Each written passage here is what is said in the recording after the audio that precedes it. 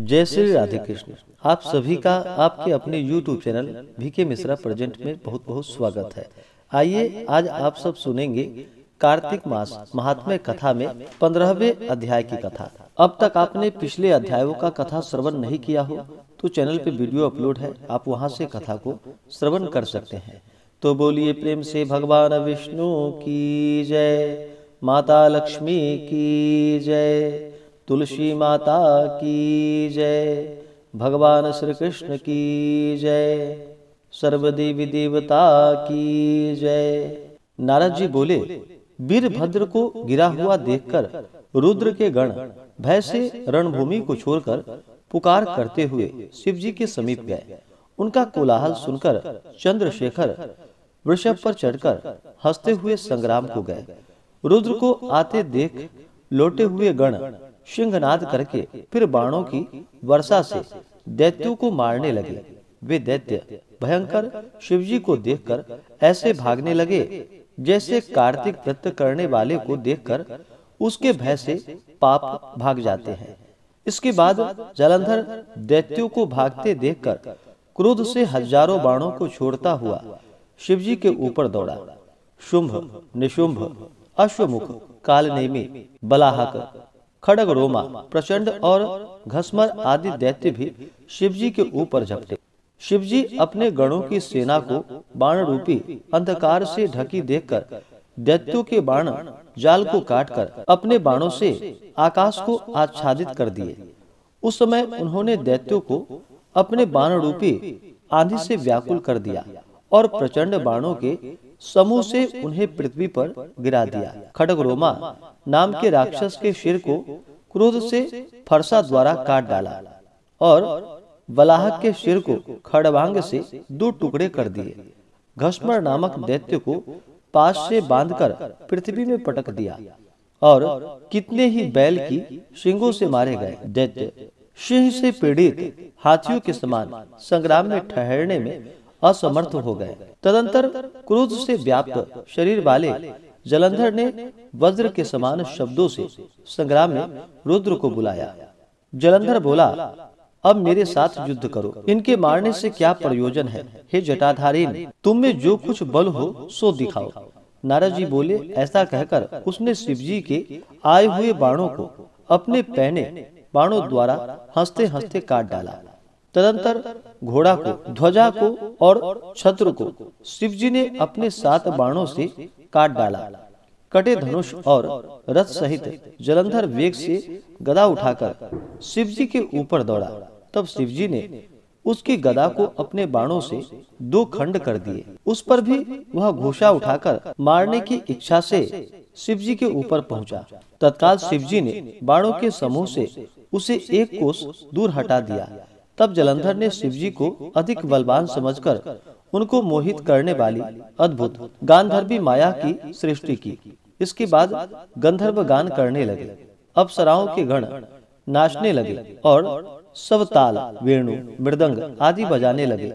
वह बड़ा आश्चर्य देखकर रुद्रनाद से मोहित हो गए। उनके हाथों से शस्त्र गिर गए, फिर भी उन्हें कुछ मालूम नहीं। जब जलंधर ने रुद्र को नृत्यगान की ओर एकाग्र मन हुआ समझ लिया, तब काम से पीड़ित हो जहाँ पर गौरी स्थित थी वहाँ शीघ्र जा पहुँचे। महाबली शुंभ निशुंभ को रणभूमि में छोड़कर 10 भुज, 5 मुख और 3 नेत्र तथा जटा धारण कर शिव का रूप धारण किया जलंधर एक बड़े बैल पर चढ़ा था।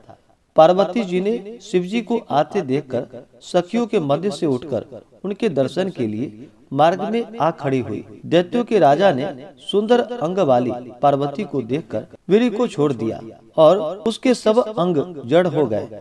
तदंतर गौरी ने जब उसे दानव समझा तब भय से व्याकुल होकर अंतर्हित हो शीघ्र उत्तर दिशा में मान सरोवर की ओर चली गई।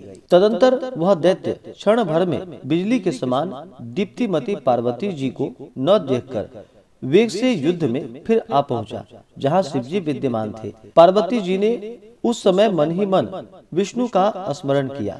तभी उन देव अर्थात विष्णु जी को समीप ही बैठे देखी। पार्वती जी बोली कि हे विष्णु, जलंधर दैत्य ने जो अद्भुत कर्म किया है सो क्या उस दुष्ट का काम आपको नहीं विदित है? श्री भगवान बोले, उसने छल करके रूप बदलने का मार्ग दिखाया है, हम भी उसी मार्ग पर चलेंगे। अर्थात जैसा छल उसने किया है वैसा ही हम भी उसकी स्त्री से करेंगे, अन्यथा पतिव्रता धर्म से रहित वह मारने योग्य न होगा। नारद जी बोले, विष्णु भगवान ऐसा कहकर फिर जलंधर के पुर को चले गए और रुद्र गंधर्व समेत संग्राम में स्थित रहे। तब माया को अंतर ध्यान हुई देख शिवजी को ज्ञान हुआ। तब शिवजी मन में विस्मित हो क्रोध से युद्ध के लिए फिर जलंधर पर चढ़ाई किए। उस दैत्य ने फिर रण में आए हुए शिवजी को बाणों के समूह से आच्छादित कर दिया। इस प्रकार से कार्तिक मास महात्म्य कथा में 15वें अध्याय की कथा पूर्ण हुई। अब सुनते हैं कार्तिक मास में तुलसी महात्म्य की कथा।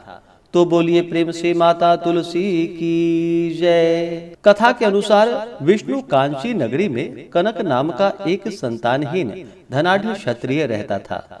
अनेक व्रतों को करने के बाद उसके यहाँ एक सुंदर कन्या ने जन्म लिया। कनक ने उसका नाम किशोरी रखा। एक दिन एक ज्योतिषी ने उसकी कुंडली देखकर कनक से कहा कि इसका पानी ग्रहण करने वाला मंडप में ही वज्रपात से मर जाएगा। यह सुनकर कनक बहुत दुखी हुए और उन्होंने कन्या का विवाह ही न करने का निश्चय किया। एक दिन कनक के यहाँ शंकर नाम का एक ब्राह्मण आया। अतिथि प्रिय कनक ने शंकर का खूब सत्कार किया। सहसा शंकर की दृष्टि किशोरी पर पड़ी। उसे उस युवती कन्या को अविवाहित देखकर बड़ा आश्चर्य हुआ। उसने उसकी सखी चंदना से जब इस विषय में पूछा तो उसे सारी बात ज्ञात हुई। कनक के आतिथ्य और किशोरी के शील स्वभाव से प्रसन्न होकर शंकर ने कनक से कहा कि मैं तुम्हारी पुत्री को भगवान विष्णु का द्वादशाक्षर मंत्र ओम नमो भगवते वासुदेवाय बताए देता हूँ। वह 3 वर्ष इसका जप करे तथा प्रातः काल उठकर तुलसी उपवन का सिंचन करे और प्रतिवर्ष कार्तिक माह में तुलसी का भगवान विष्णु से विवाह करे। इस व्रत के प्रभाव से वह विधवा नहीं होगी। किशोरी ब्राह्मण के बताए अनुसार द्वादशाक्षर मंत्र का जप और तुलसी वन का सिंचन करने लगी। प्रतिवर्ष तुलसी विवाह भी करती थी। इस प्रकार उससे 3 वर्ष बीत गए।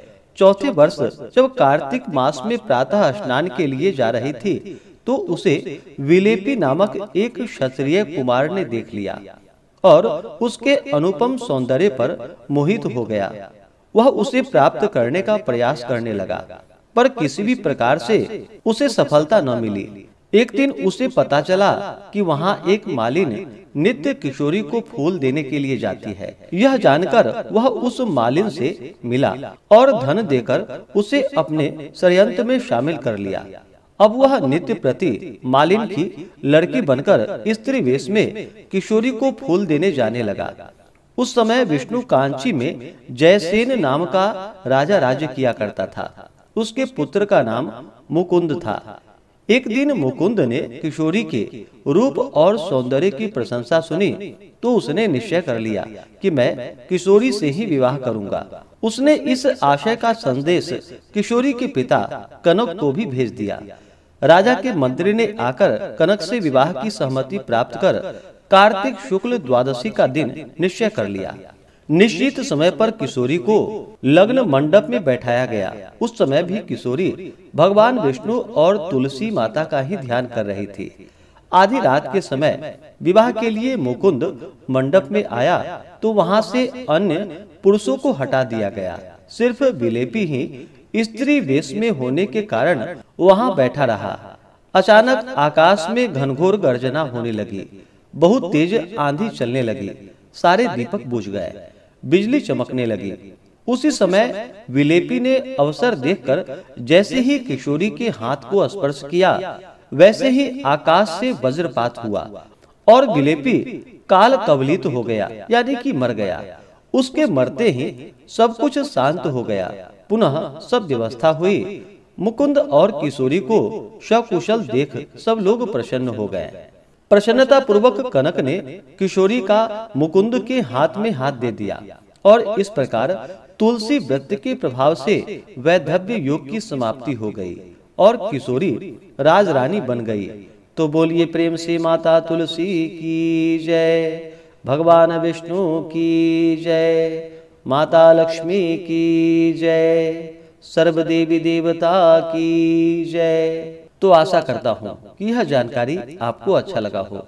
इसी प्रकार से ज्ञानवर्धक जानकारियाँ प्राप्त करते रहने के लिए, व्रत पूजा के बारे में जानने के लिए, कथा को सुनने के लिए चैनल पे अगर आप पहली बार आए हैं तो चैनल को लाल बटन दबा करके सब्सक्राइब करें, साथ में बेल आइकन घंटी को दबाएं ताकि आने वाली वीडियो का नोटिफिकेशन आपको समय से मिलता रहे। वीडियो को लाइक करें, शेयर करें। सुखी रहें और स्वस्थ रहें। जय श्री राधे कृष्ण। धन्यवाद।